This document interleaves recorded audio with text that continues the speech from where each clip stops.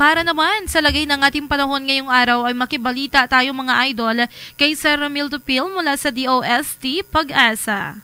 IFM News Weather. Good morning, Sir Ramil. Good morning din, Idol Fina. Good morning po sa mga tagapakinig.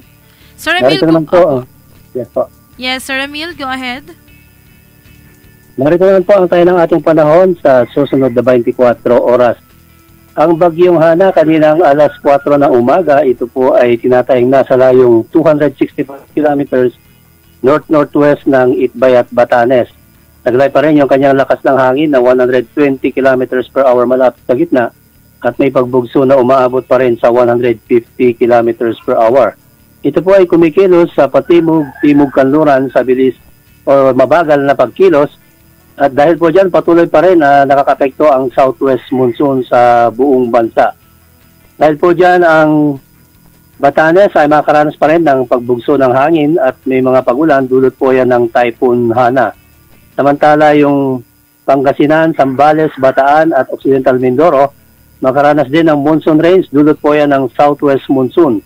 Ang Metro Manila at nalalabing bahagi ng Ilocos Region, Apayao, Abra, Benguet, Tarlac, Pampanga, Bulacan at Rizal kasama na yung Cavite at Batangas makaranas ng paminsan-minsang mga pagulan dulot siya ng southwest monsoon.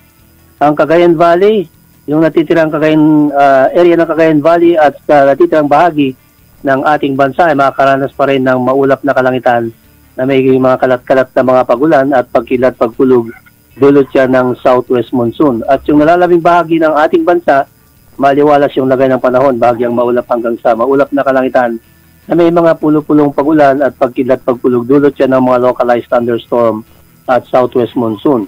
Samantala, yung ating tinatayang agwat ng temperatura dito po sa lambak ng Cagayan sa area ng Isabela, maglalaro sa pagitan ng 25 to 34 degrees Celsius ngayong araw. Samantala sa Cagayan, 25 to 32, sa Quirino Province, 25 to 33, sa Nueva Vizcaya, 24 to 32, at sa Batanes naman, 24 to 30 degrees Celsius. Back to you, Delfina. Apo, Sir Ramil, sa bagyong Hana, wala po bang nakataas na wind signal? Sa ngayon, Idol Fina, nakataas pa rin ang signal number 1 sa Batanes area. At batay po dun sa forecast track, maaaring lalabas na sa Philippine Area of Responsibility. It's either anytime ngayong araw, Idol Fina. At maliban kay bagyong Hana, Sir Ramil, meron pa po ba tayong binabantayang low pressure area? As of today, wala pa namang ibang weather system pero meron po kaming minomonitor na cluster of clouds na posibleng maging LPA ulit yung nasa Pacific Ocean, Idol Fina. Alright. Maraming salamat, Sir Ramil. Bilang panghuli, mensahe niyo po sa mga idol po nating nakikinig ngayon.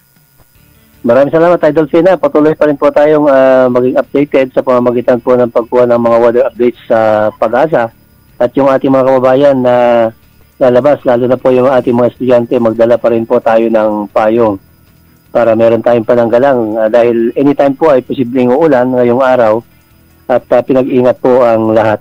Yun lamang, Idol Fina, muli magandang umaga po. Maraming salamat, Sir Ramil, at muli magandang umaga rin po sa inyo. Thank you po. IF Weather.